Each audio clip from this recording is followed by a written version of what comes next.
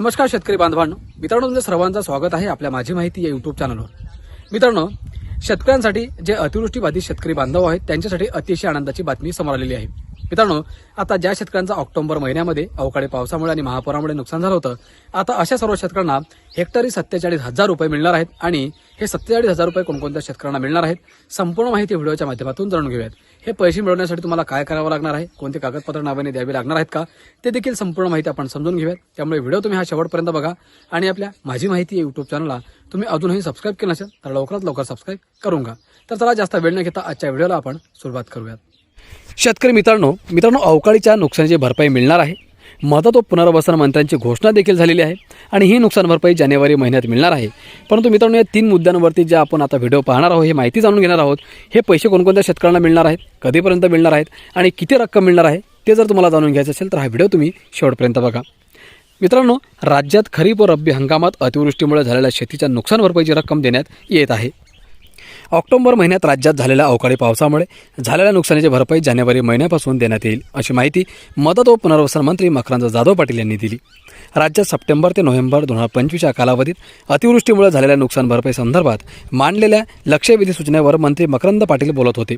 सदस्य सर्वश्री निलेश राणे, भास्कर जाधव, सुधीर मुनगंटीवार यांनी ही लक्षवेधी सूचना मांडली।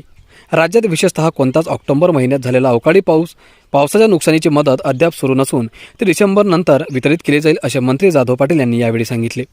मदत व पुनर्वसन मंत्री जाधव पाटील म्हणाले, राज्यात सलग 6 महिन्यांच्या अतिवृष्टीमुळे अडचणीत सापडलेल्या शेतकऱ्यांसाठी राज्य शासनाने केंद्रीय मदतीशिवाय अतिरिक्त मदत देत आहेत।